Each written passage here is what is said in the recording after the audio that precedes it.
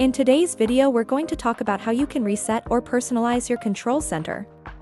There could be a number of reasons you might want to do this. Maybe you don't like the default setup, or perhaps you customized it, but now want to go back to the original. There's no direct option to revert to the default settings. So in this video, we'll show you how to adjust it according to your preferences. First, let me clarify that there's no button to restore the default control center layout, but what you can do is reconfigure it to suit your needs. To do that, open up your control center, press and hold on it to enter edit mode. Once you're in edit mode, you can customize your control center freely. What I suggest is starting by removing any icons or shortcuts you don't need. Tap the minus button on the ones you want to remove. After removing everything, you'll have a completely clean control center layout. Now to add the shortcuts back, just tap the Add Control option at the bottom.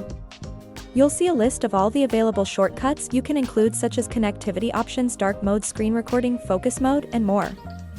From my experience, I've customized mine with a few key controls. You can see them on the screen right now. You should do the same. Add the features that are most useful for you. Simply tap the plus icon next to the options you want to add. They'll appear in your control center right away.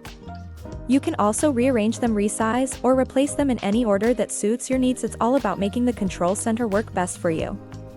So that's how you can easily customize your control center. I hope you found this video helpful. If so, please give it a thumbs up and consider subscribing for more iPhone tips and tricks. Thanks for watching, and I'll see you in the next one. Take care.